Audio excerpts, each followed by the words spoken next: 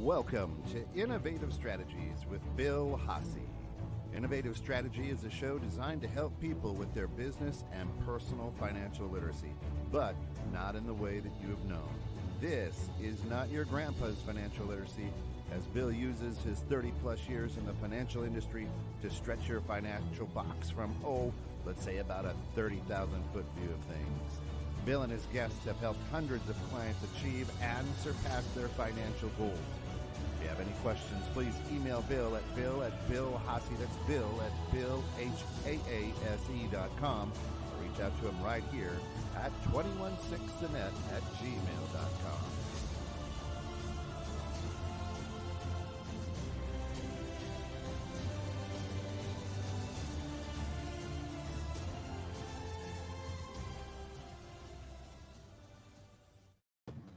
Welcome back here in the Great White North of Northern Illinois. Innovative Strategies with Bill Hasse. Today, planning for 2024.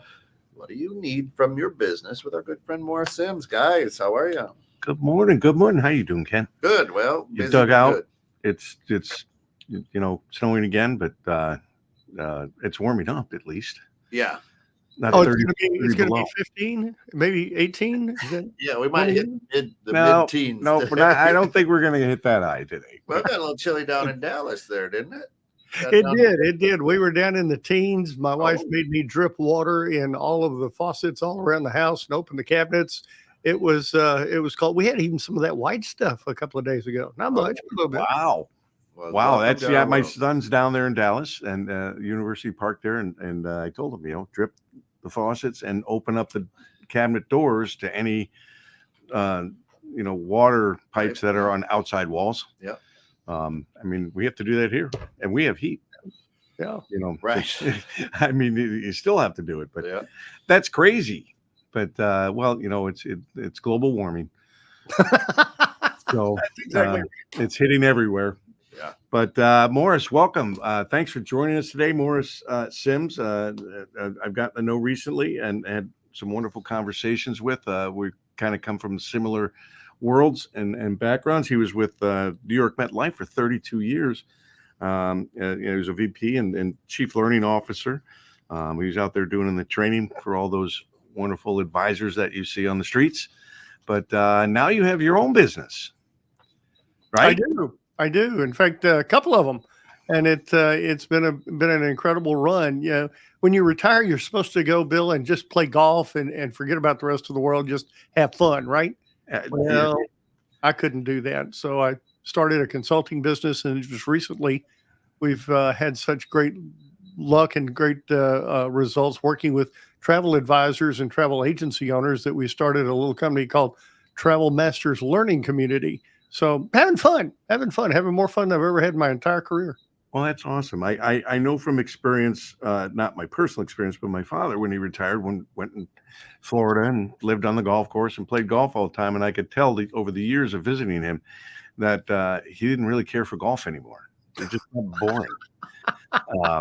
You got tired of playing. And I'm like, really? I can't see that. But it's kind of unique in America that we have to retire and go away and just drift off into the sunset. But we don't have to, do you? Don't have to, but a lot of people look at that because it's like, well, why not have a plan? My friend Steve Schwartz over there in Jerusalem, he laughed at me when I said, I'm starting a new business at my age. And he said, just come on over here. I'll throw a party with a bunch of 80 and 90 plus year olds and they'll run circles around you. Yeah. Because it's just you lazy ass people in the US that have to retire. And it's getting younger and younger because now we have all these corporations getting rid of people that are of certain ages and up. There's a big thing going on in the corporate world called targeting, in which they are targeting specific positions and people and getting rid of them and moving in younger folks. Phasing them out. There's a process to targeting, and it is not a legal one. So if you've recently been let go, you might want to look into that.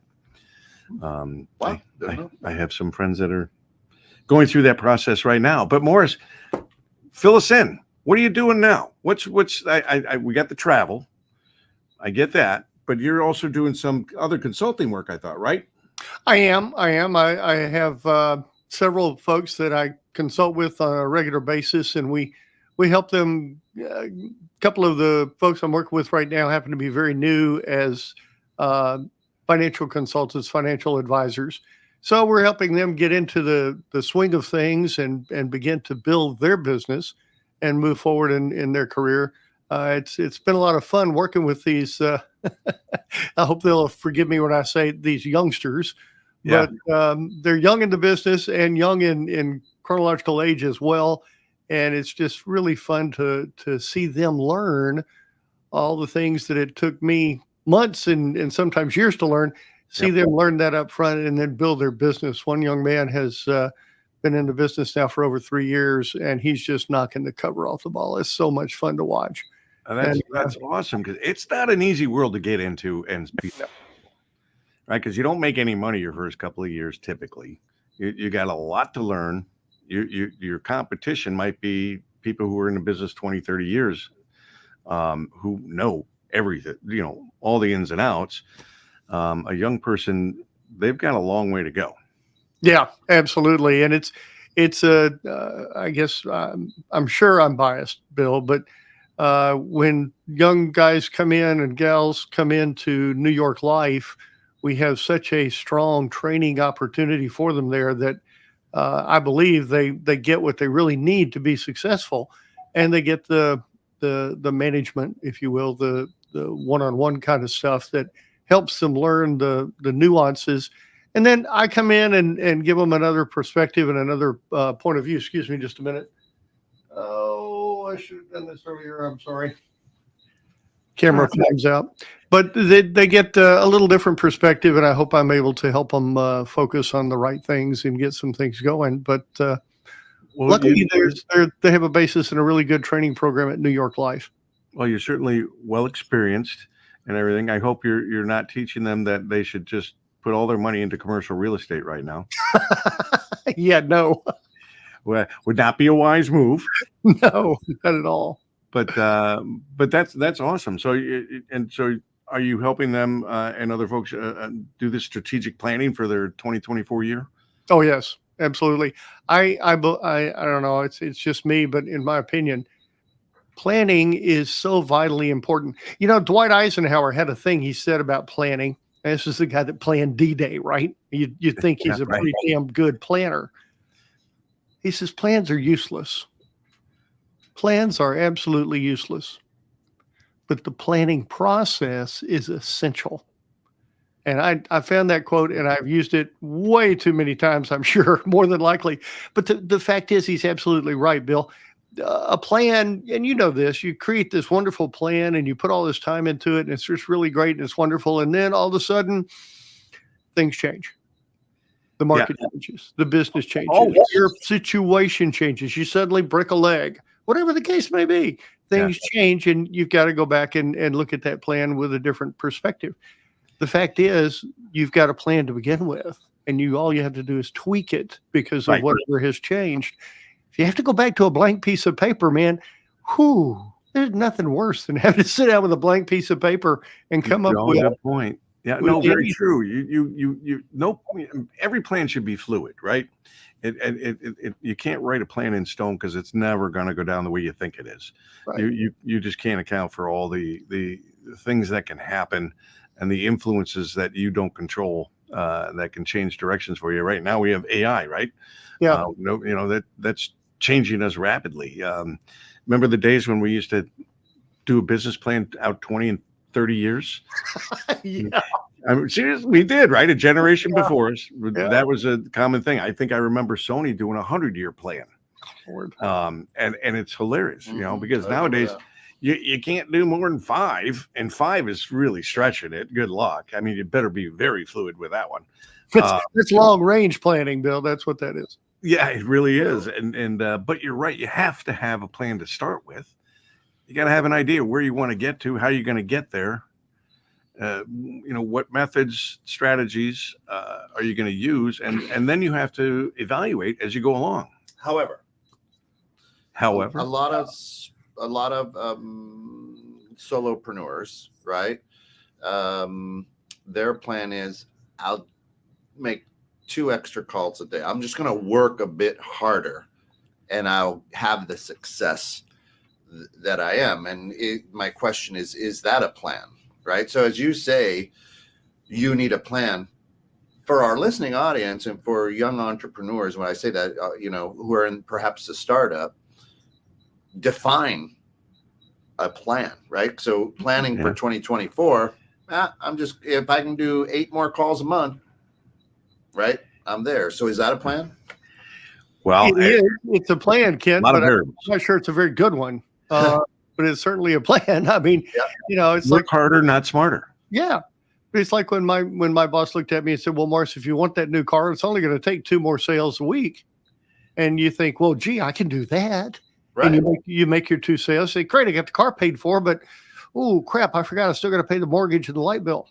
Right. So it is a plan, and it's one that I bet most everyone has chosen at some point in their career. Well, I think a little more depth is necessary to really build a business and grow a business, Ken.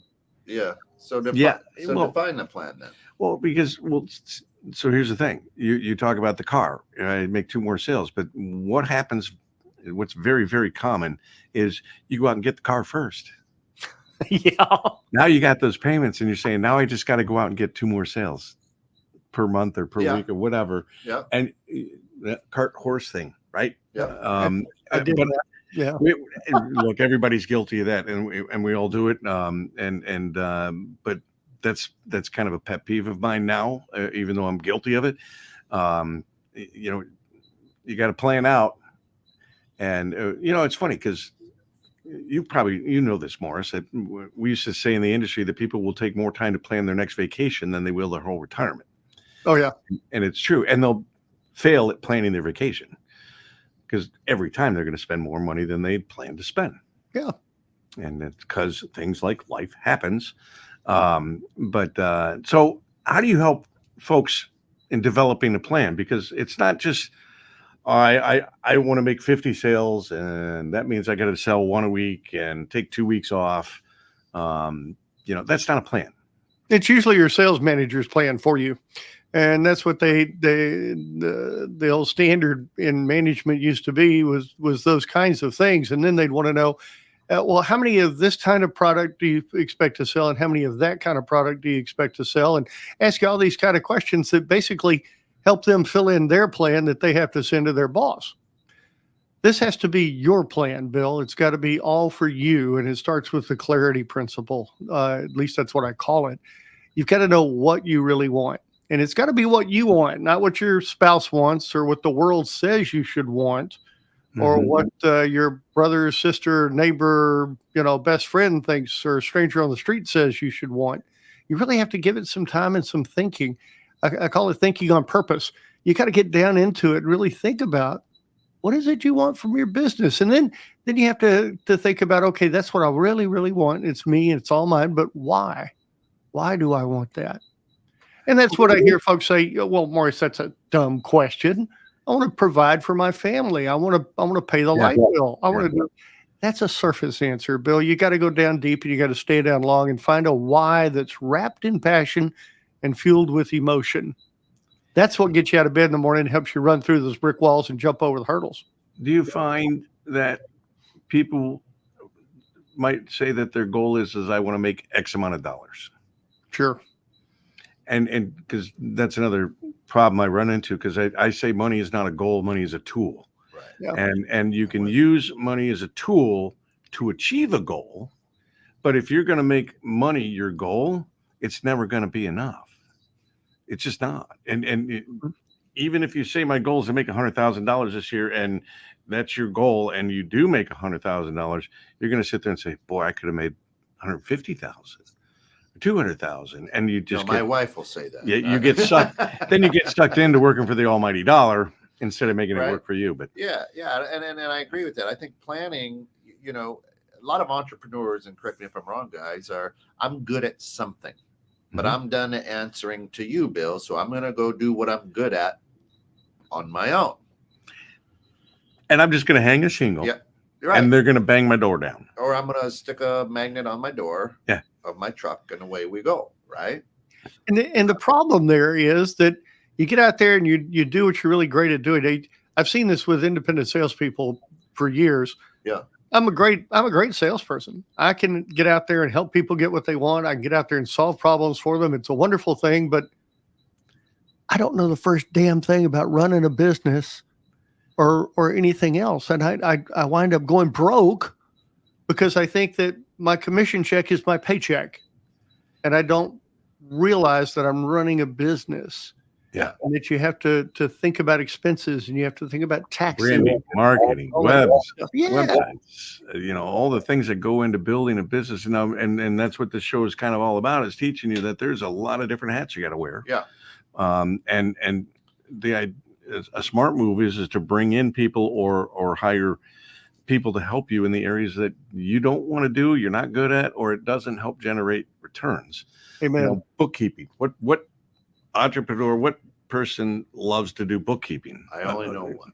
I know one. Steph. We know Steph. That's right. And she's great at it. That's what she loves to do. But Yeah. we don't. If you don't love doing something, you're not going to do it well. Yeah. And you might just be better off bringing in somebody who that's what they want to do. That's what they love to do. Yeah, I mean, being in the banking industry for years and years and years, it was that way. Hey, you're a good personal banker. We'll make you the manager of a branch. Yeah. And you see that a lot. Sam, who's sitting here, he also, retail world. Oh my gosh, you're our number one salesperson in retail. You're now the manager. And you never really had a desire, but because money is the driver, you're like, oh, I get a bigger salary. Let's go. Right. And the managers who wind up failing rapidly are the ones that get in there and they get this little group of youngsters and they say, okay, you've got to do everything exactly the way I do it.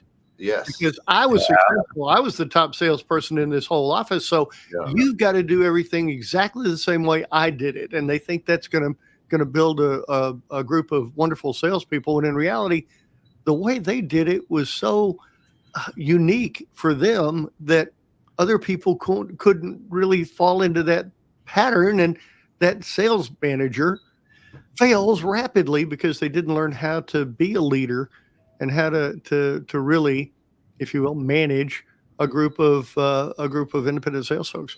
That's why I don't read self-help books. They work for the person who wrote the book, but does that mean it's going to work for me? I don't know. But sales is very challenging. There is no cookie cutter way to train sales. Sales is a very individual, personal thing, and but it's interesting. There is no specific type of person who's going to be great at sales. You just don't know, right? Because everybody has their own different way. I loved, and I jokingly say that, going to the big convention for the big company that many of the products I was under direction of selling, and they would strut out the top 5 salespeople in the country, and those people were supposed to come out and tell you how they did it. What's their method? They would just come out and talk about how great they were, how much money they made, and what kind of car they drove, and vacations and the trips that they won, but they couldn't tell you how they did it. Just work hard. Because you and I have talked about this. I told you this is a big pet peeve of mine. Again, and I have a lot of those, I guess. But when I worked with a certain group, they would say, "Here, try this, try that. Say this, say that. Do this, do that." We don't say that anymore. Oh, we don't do this anymore. Here, try that, or try this. And after a period of time, I was like a deer staring in the headlights, going, "I don't even know what the hell I do anymore." Because there's just so many. Every week I'm supposed to be doing something different. And, okay, is it supposed to click within a week and all of a sudden I've got a handful of new clients? It's amazing, Bill. We used to have consultants come in for each product line, and they would tell the young agents, "Boy, this is what you got to do. You got to go out and talk about this. You got to find people who need that, and you got to do." And every week or two, there'd be somebody else coming in with some new strategy, and it's like, no. The third question that you have to answer once you answer what and why is how. I know I want to go there. I know why I want to go there. How the heck am I going to get there? Well, that's your strategy. And your strategy is what gets you there. the problem you're talking about, Bill, is people kept giving you different strategies, different ways to get to where you want to go. And you can't focus on 10 strategies. You can only focus on one. Okay, maybe two, but that's it. Yeah. Yeah. You really like in the financial advising industry, you really have to learn to start with one niche and work your way out. Yeah. You know, are you going to be a long-term care specialist? Are you just going to sell life insurance? Are you just going to do investing?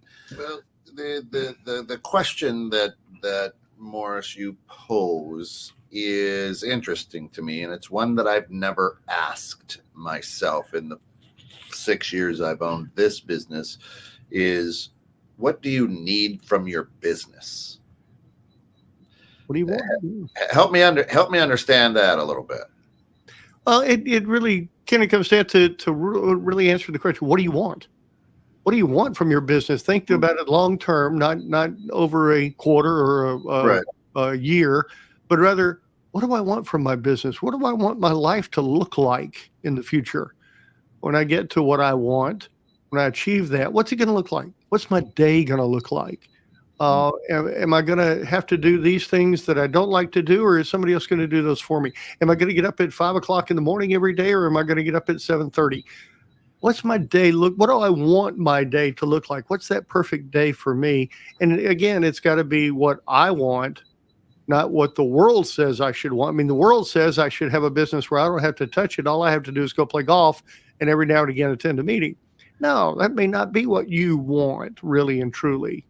I want to be a business where I can be totally connected with it and enjoy working with the people I work with. But you have to answer that question down deep. You got to think on purpose and get below the surface of what the world would say you should want. Then you can begin to talk about why. And once you've got those two, then it comes down to how. Then it's about what strategy are you going to use to build your business and grow. Yeah, because every year I'm like, all right, what do I want? I want 10% growth, or I want, you know what I mean? And then I go, what do I have to put into this business to get there? And if you and I were consulting, we were together, and you told me I want 10% growth, my question to you, Ken, would be why? Why? And I would keep asking you that why question until you had no other answers. Going back to 2-year-old. Why? Why? Because I said why? Right, yeah. You know, but you know, I see the value in that. Yeah. So, So I mean, that is, you know, as we were prepping for this and the emails back and forth before the show, I mean, that struck a chord with me because it's something I've never asked. What do I need from my business? Right? We all have these grandiose dreams, and you know, and I always say, you know, it's. What I need is to make this thing sexy enough that somebody gives me a big check for it, right? You know, it's the exit strategy, right? Yeah, But I've never asked, what do I need from my business? And that is a very tough question to ask yourself. It's back to the drawing board. I'm building a new business plan for the year. Yeah, totally. And Ken, when you do that, you just absolutely got to ask yourself why. Oh, okay, I want 10% growth. Well, why do I want 10% growth? Yeah. Well, that's what I need to be able to continue to pay my bills and overcome this inflation we got right now. Okay, well, why is that important to you? Well, it's important because I want to make sure I take care of my family. Well, all right, I understand that, and I believe it. I think we all are there, but dig a little bit. Why do you want that? Why do you want to take care of your family? Yeah. Why is that important to you? And you might be able to answer that question the way I did, which is, you know, when it got right down to my why for why I wanted to have a successful business, pardon me, is well, my dad died when I was 3 weeks old. He decided he didn't want to be a part of the world anymore, and he took his own life. Mom and I and my sister moved back to Birmingham, Alabama, where the family was, and we lived in an apartment, a 1-bedroom apartment. We moved up in the world. We got to a 2-bedroom apartment before I went to college, but that's all we ever lived in were apartments. So when it came to taking care of my family, having a house, the only house I ever lived in was the one that my wife and I bought as our first house on the West Bank of New Orleans. And that was important to me, that they had a house to live in where they could play in the backyard and nobody could interrupt them because it was their backyard. Mm-hmm. Flowers could grow in the front yard, and we had a house. We could make it into a home. that became my driving force when I was in sales, because I that was very, very important to me. And it was, as I kind of said earlier, can you see how that might be wrapped in passion for me and fueled with emotion? Absolutely. I mean, I remember when I was younger and I was in trading pits. I'm still single and didn't even think about possibility of owning a home. You know, heck, I hadn't even got married yet, and then I got married, and all of a sudden the idea came up, but due to a small change in life, she was pregnant. So we thought, okay, now we better think about what we're going to do. And we move out into the burbs and we get that first house. And lo and behold, a couple of years later, I'm standing at the end of the driveway by the street, and I turn around, I look down the driveway, and I see 2 cars and a house and a wife and 2 kids. You know, like the song goes, it's like, how did I get here? Yeah. Well, it's like, wow, I never would have dreamed that I could even afford this. But all it takes is a lot of debt. Yeah, exactly. Yeah. Yeah. Here's the deal, though. You said it earlier. So many of us it takes so much time to plan a vacation. We don't think about planning our business. Well, hell, we don't think about planning for our life either. When was the last time you sat down and had a planning meeting with your spouse to say, okay, what do we want? What does our life look like 5 years from now? Yeah. How are we going to send the kids to college if that's something that's important to us? And if it is, why is it important? That planning for your life comes back to the same concepts that we're talking about here for business. It really does become taking time to think on purpose and decide exactly what you want to have happen, and then how are you going to get there? And that gets more into a strategic action plan. So when I was an advisor and I'd speak in front of groups, I would the first thing I would say is, and Ken's heard this too many times, but I would say there's 2 things spouses never talk about, almost never talk about, and that's money and sex. You say, I'm here to help you with one of those, try and break up the monotony, but it's true. And so I don't think there are that many couples that are out there that sit there and talk about these kinds of things. Oh, no. Talk about a budget, talk about what is our goal 5 years from now? What, you know, and there aren't any plans. I mean, you know, there are people that actually save money to put their kids into college, but you know, you can't save, you know, $800,000 if you're sending your kid to Harvard at $200,000 a year, you know, in 18 years, unless you've got an amazing job and you built up this incredible radio station and sold it for $1 bazillion. Right. It just, but you know, this is one of the things that I'm trying to do now, going on the speaking circuit, is I'm trying to teach younger folks, just getting out into the real world, you know, that this is the best time of your life to plan for your future, to understand that money is a tool and not a goal. And you can use money as a tool to achieve goals, but you need to plan it out, because life is expensive, right? Life costs money, and life hits you when you're down, and it typically hits you harder when you're down. It does indeed. You know, it's you know, all of a sudden you just bought a new car and you're loving it, and you're enjoying it and everything, but then your furnace goes out and it's 30 below wind chill outside. Yep. You know, and there's $8,000 you got to repair, you know, whatever those cost nowadays. But and please don't knock on wood on for that. But you know, we don't plan. We used to call it rainy day funds, right? Anybody have rainy day funds anymore? No. No. We don't. Most people probably don't even recognize the term anymore. Right. But that's something I'm trying to help get younger folks to understand is, boy, what an amazing time in life, that if you got on the right track and you understand money and how it works and what it can do for you as a tool, you can achieve incredible things much more quickly. You can have yourself in a safer place for when life happens. And we know it happens every decade. So once, you know, once we get it past the why, right, you get down to that gut on why, you know, what you need from your business. You talk about creating a strategy. where do you go with that? I can go online, I can Google business plan outline, right? And then I can feel good that I've done it. Chat GTP, I'm ready for you. Right. There you go. Yeah, exactly, right? Might not be very good, but Yeah, probably ain't going to be a damn bit of good, but hey, go for it. Right.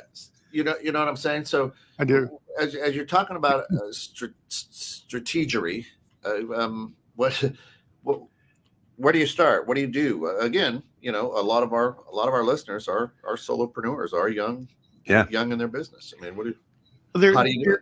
Generally, Kent, there are 1,000 different strategies for most businesses, 1,000 different ways you can get from where you are to where you want to go. So you've got to begin to obviously bring that down to a strategy or two strategies that are really going to work for you that you want to focus on. And I like to start with, what do I like to do in my business? Yeah. What do I really like to do? Because if my strategy is something I don't like, I ain't going to do it. Not going to happen. It's not going to work. No matter how much I think it's the right thing to do, if I don't like doing it, it isn't going to happen. When I was selling financial services, my first manager said, "Oh, you've got to go back out and sell all the engineers that you were working with when you were a chemical engineer at that other company over there." Well, I left that because I don't like working with engineers. They're great people and they do wonderful things. Right. They're a pain in the ass to sell something to. I didn't want to work with them. So he kept telling me my strategy should be to go out and find engineers and help them build their financial world around what they needed for their family. Didn't work. It was more important to me to work with business owners. Business owners became part of my target market. And as my target market, then I could think about, okay, what's my strategy for finding them? Where do they work, play, and communicate? And then what am I going to do to help them get what they want? What do they generally want that I've heard? And now what can I do to help them get what they want? That determined, or that built for me, a strategy that I could then work with. I'm going to go out and find business owners. I'm going to help them meet their needs and their desires. And I'm going to do it with the products and the services that I can provide them with. That became a strategy for me, and I could do that. And here's the key.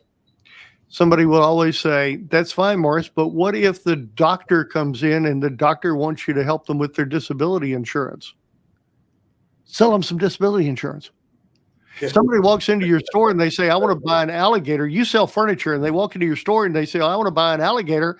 Sell them a freaking alligator. Hold my beer. Right. Yeah. I'll be right back with that. Right. Sell them a freaking alligator. But that doesn't change your strategy for your business. Yeah. It's called flexibility. So you've got to have a strategy that you want to focus on so that you can go down deep and stay down long. If you don't have a strategy you can focus on, then it's never going to get honed. It's never going to get better. And it may not ever work for you because you haven't spent enough time in it, because you were spending your time doing 15 different strategies. Does that make sense? Yeah. Well, so you the strategy is to hold yourself accountable. But I like the very first question you brought up was like, how do I get to meet those business owners? How am I going to get to them? Because that's the biggest challenge. Oh, yeah. Right? I mean, just reaching the decision maker is a huge challenge, and there's usually a lot of hoops and things to go through to get to that point. The evolution of that, Bill, is really very interesting to me.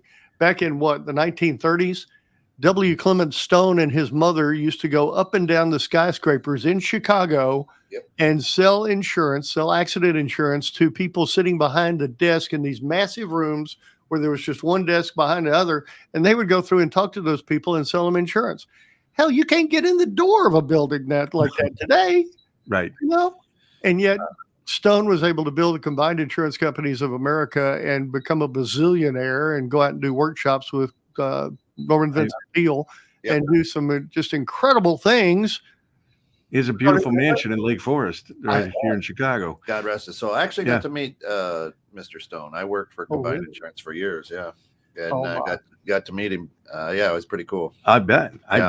But I believe this will interest you also. I can go through the whole skit and caboodle still. It's been years and years and years. It's been over 30 years. Yeah. I bet, Was mustache still in play when you? It was. It was a little bit drawn in, but he was still there. Yeah. That's amazing. That's It amazing. was great. So today, Bill, to answer your question, you got to find the ways that you can find those people by figuring out where they go. What do they do? I'm looking for business owners. Well, great. You want to work with business owners that are kind of younger. Then maybe they have kids that do sports. You want to work with business owners in a particular industry. Maybe there's an industry association you ought to be involved with. I'm going to the American Travel Agents Society, American Society of Travel Advisors, this spring. I'm going to that meeting. I'm not a travel advisor, but I like to help those folks learn how to run a business. So I'm going to go there because there are going to be a lot of them there, and I might be able to find somebody that we can help. Yeah. Right. You're going to NAM. Well, NAM, yeah. NAM. No, yeah, we're not going to NAM. Yeah, National Association of Music Merchants next week. Yeah, and up on screen for those listening out there on the radio, Morris Sims is with us from morrissims.com. That's MORRISSIMS.com, and we're showing too the Travel Business School now.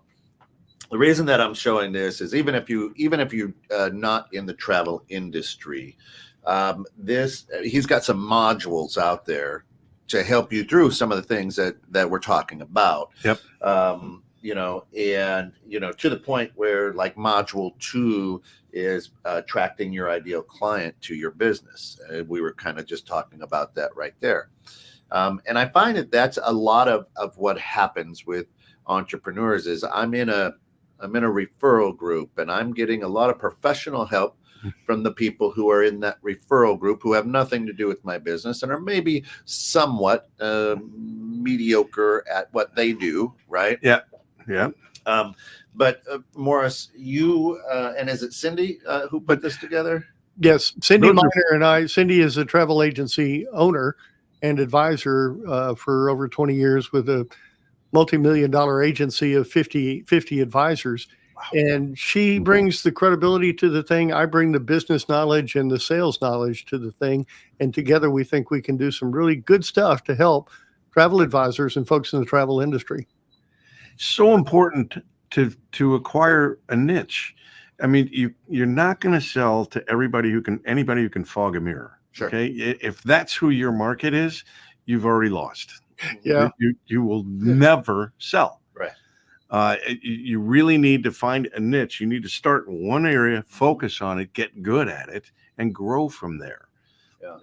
And then you can spread your wings a little bit. I work with some kids in high school in the incubator program, and they were working on putting this athletic sock together that doesn't presumably eliminates blisters. And I got him into some folks in New York garment district, and the guy's like, well, you want to go into Walmart? You want to go to Target? You want to go big? You want to go global, national? What do you want to do? And the kid's eyes are popping out. I said, no, we just want to do well here at this school first, and then maybe hit some other schools and spread out slowly and grow. Because as you grow, you have to make adjustments, right? And that plan changes more and more as you grow. We were talking a little bit about a strategic action plan, and I think there are 4 parts to that.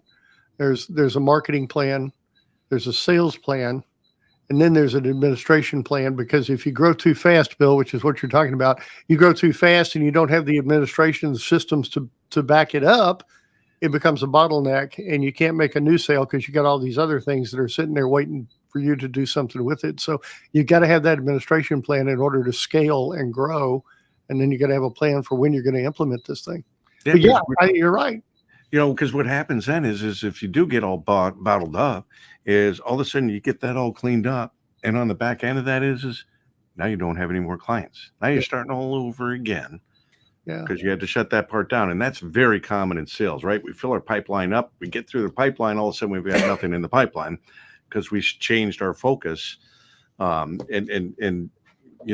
there's that challenge in sales. How do you feel about quotas? It's probably the stupid. How about that for a change of conversation? Yeah. Probably the stupidest thing in the world. You've got to sell X amount of whatever in order to keep your contract. Well, now I've just put you in a state of fear. Yep. Just put you in a state of, oh my God, what if I don't do it? Instead of, what if it all goes right? What if things go well? What if I get out there and do my job and I do things well? I'd much rather set a objective for activity than a quota for sales. I can't control sales, Bill. I have no control, none whatsoever. Right. Whether or not somebody buys, that's their decision, not mine.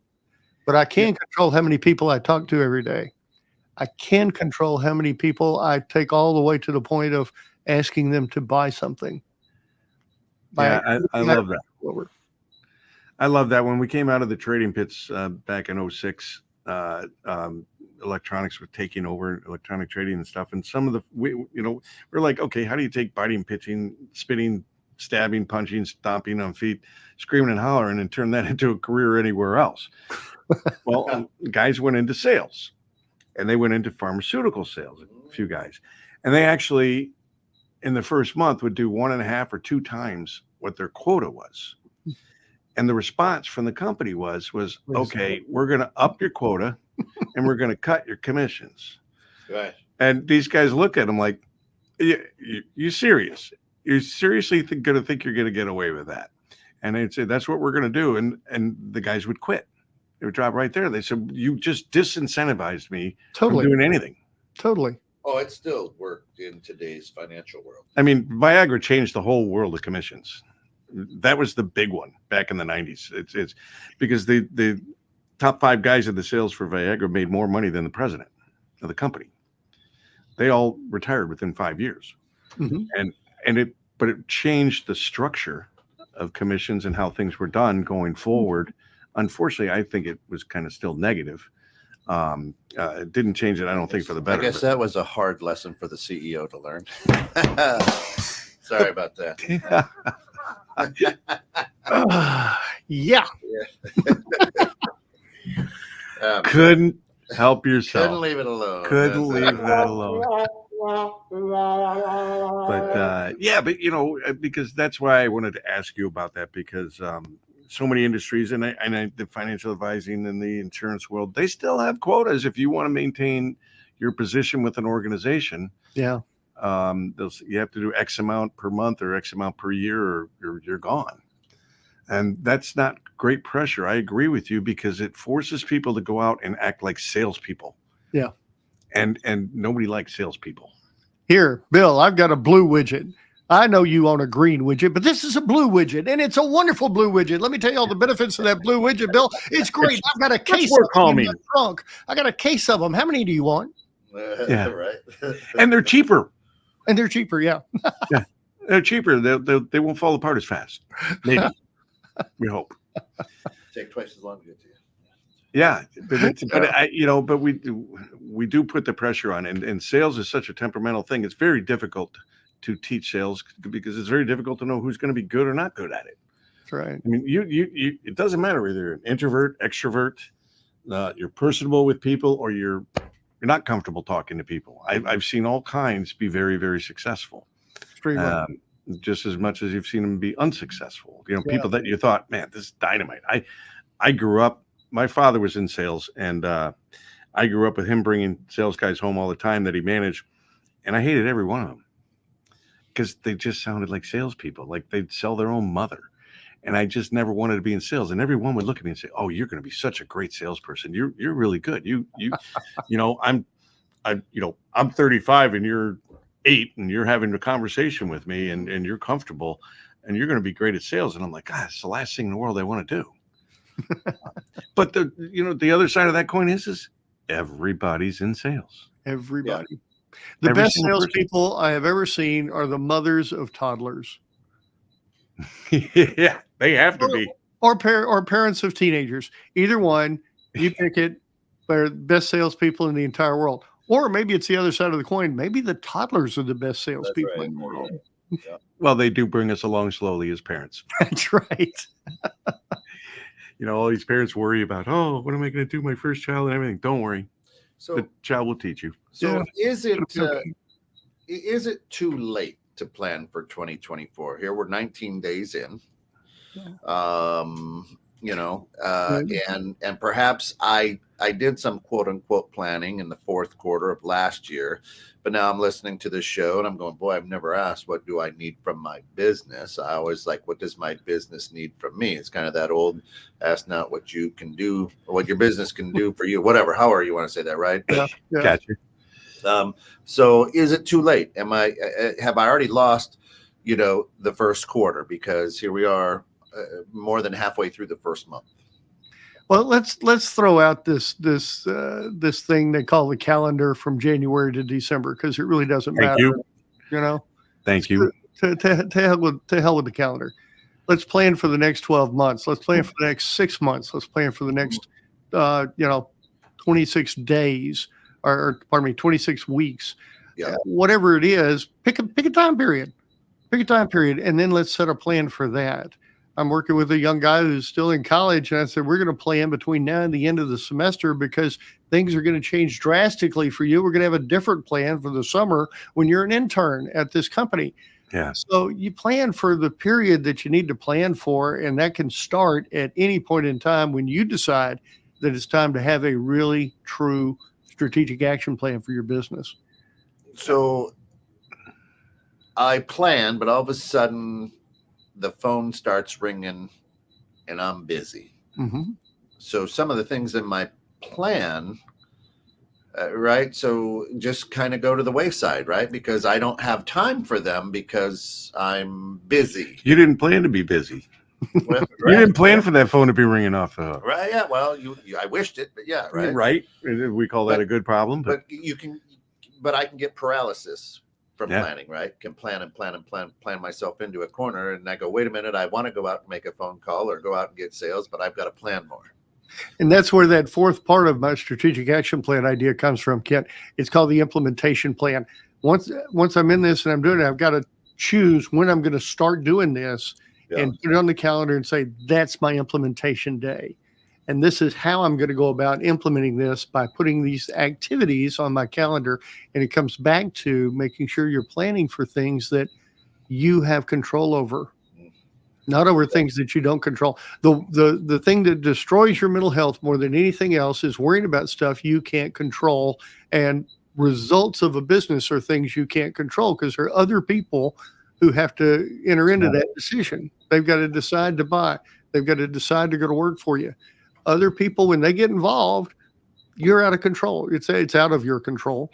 You got to plan for those things that you can control. Otherwise, you can't hold yourself accountable. I can't hold myself accountable for how many people I get in my consulting business. I can't. Yeah. I can hold myself accountable for what I do to get out and get in front of them and let them know that I exist and how I might be able to help them solve a problem. But I can't control how many people actually choose to do business with me. So the other thing I want to point out about Morris, you can check them out at morrissims.com.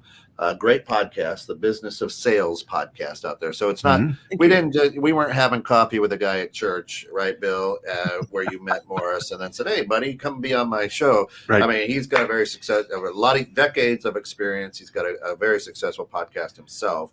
And Bill was a guest on my show. There you go. Yep. So there you go. The Business of Sales podcast is what it's called. I have found that this year, especially, right, over the last couple of years, I tried to work my business in the trends of the new, right? So I'm in my early to mid 50s still, and what I mean by that is I tried to put things on a digital calendar, and it don't work for Ken. I will not use the calendar that, for on emails, or just get on my calendar. Now you lose control of your time. Yeah. You lose control of So I love that implementation piece, because, I grew up with, you go back to the old, Franklin day planners, Mhm. right? Oh yeah. A big shout out. And if you want to send a check to DDOE for that shout out, that's fine. But, so I went back to, after Thanksgiving in 23, I went and got a paper, a planner again. And Yep. I've got it color coded, and because this is kind of what I grew up on, and I tried to move into color code on, but I ignore my phone a lot. I know. A lot. I know.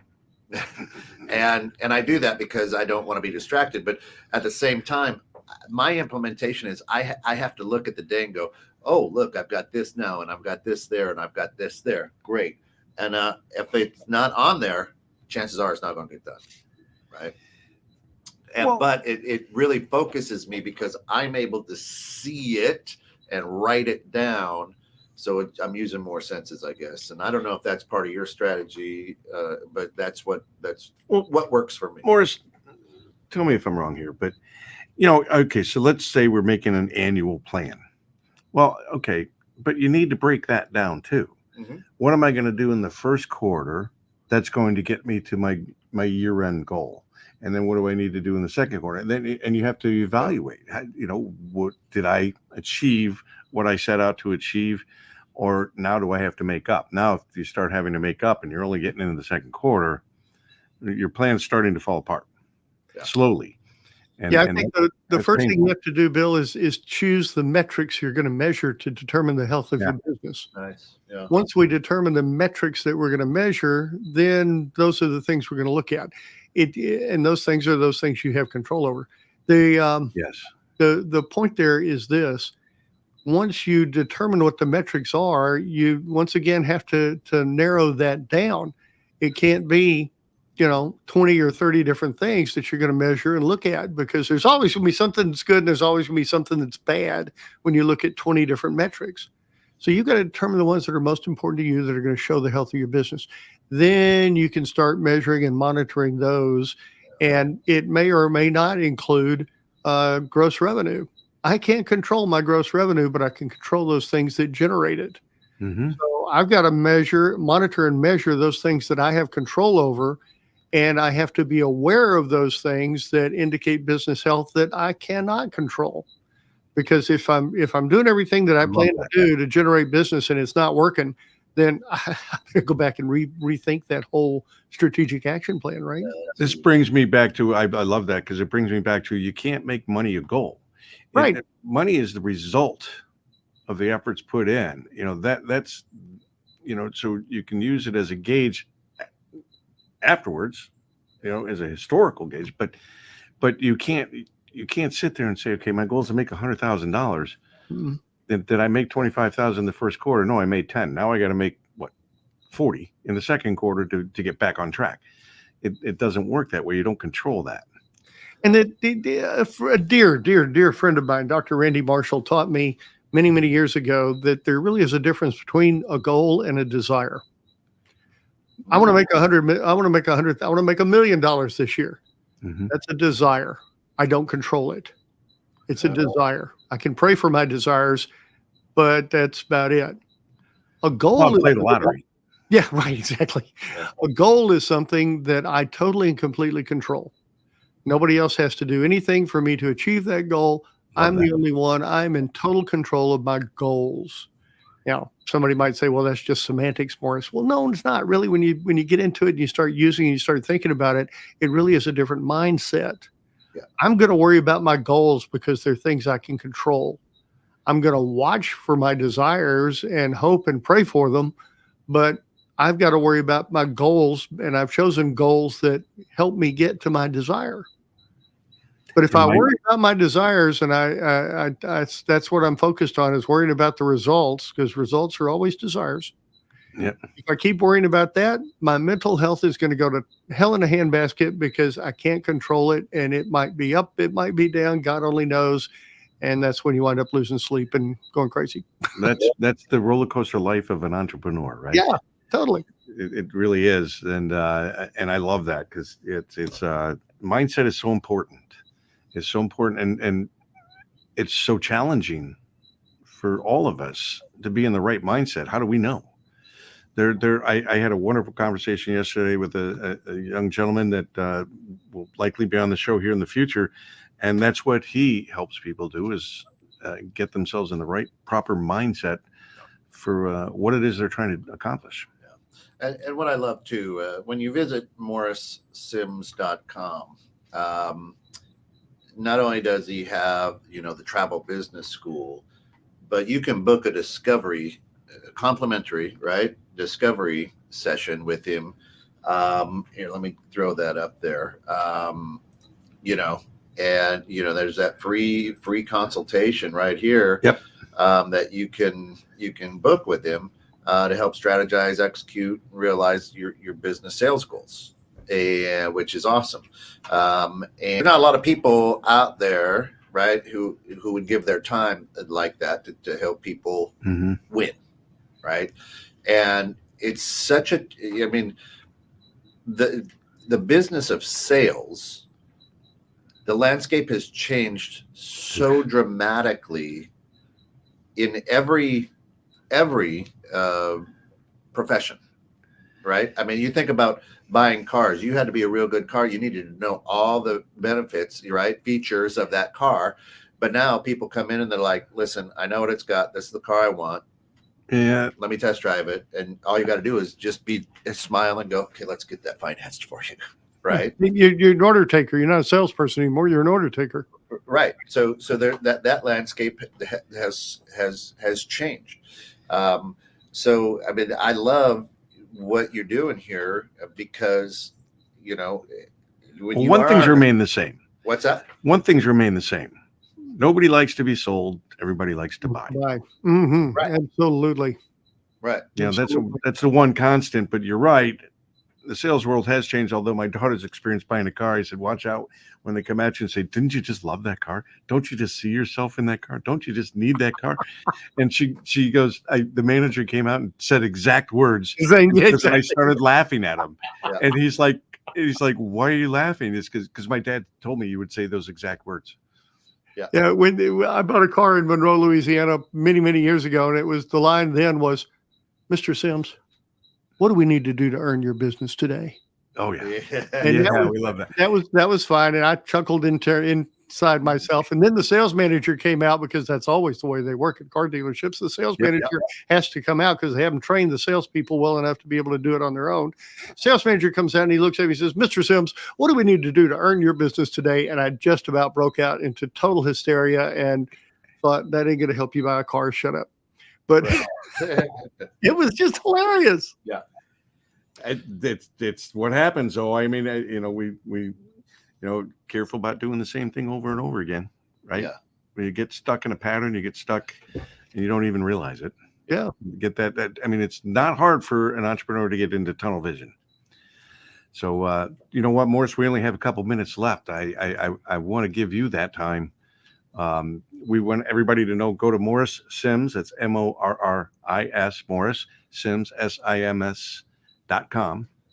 And you can see the travel masters. You can see the free consultation. There's all kinds of information there.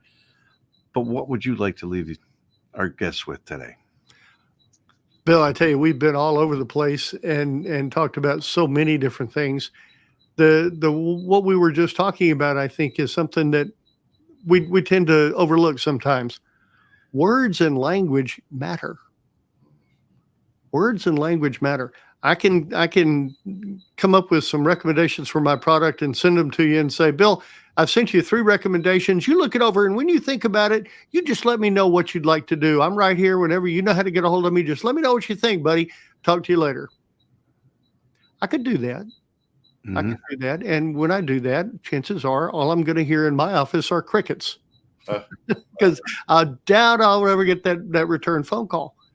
However, if I'm able to present that to you and say, here's number 1, here's number 2, and here's number 3, there are the benefits of each one of those, 2 or 3 benefits of each one of those. Bill, which one do you think is going to be best for you and your family? Right. I like number 2. Great. Well, in order to get number 2 put together for you, Bill, there's a $200 totally refundable deposit that Disney wants for their rooms. That way we make sure you have a place to stay and a place to put your head when you get tired and you want to go to sleep that night. It's totally refundable, $200. Which card do you want to put that on? Yeah. Now I'm doing something to help them overcome the natural desire to procrastinate. Mm-hmm. And that in sales is probably the most important thing in the entire world, is getting to the point where you can ask folks a question. We call it a call to action. Yep. And help people make that decision. That's all we want to do, is help them make whatever decision they want. I don't care whether they choose 1, 2, or 3. It doesn't matter to me. Yeah, too many sales. It really shouldn't matter to me whether they choose anything at all. I want them to get what they want, not what I want. Big problem in sales, asking for the sell. Yeah. You know, it's so many people are afraid to ask for that final closing sale. But Morris, I just want to thank you so much. It's been incredible having you as our guest. I agree with you. The power of speaking and the power of words, so very important. We'll actually have a show on that in a few weeks on that exact subject. You got it. But so thank you so much for joining us. Really appreciate it. I've had fun on yours. Now I hope you've had fun on mine. Oh, I had a blast, Bill. Thank you guys so much. Kent, Bill, it has been a pleasure to be with you today, and I hope we've been able to share some things to, pardon me, add some great value to your audience. Absolutely. Absolutely appreciate your time. And again, go out and visit morrissims.com and the Business of Sales podcast. Like, follow, subscribe to that as well. Yeah. For all of us here at 216Net, another great episode of Innovative Strategies with Bill Hussey.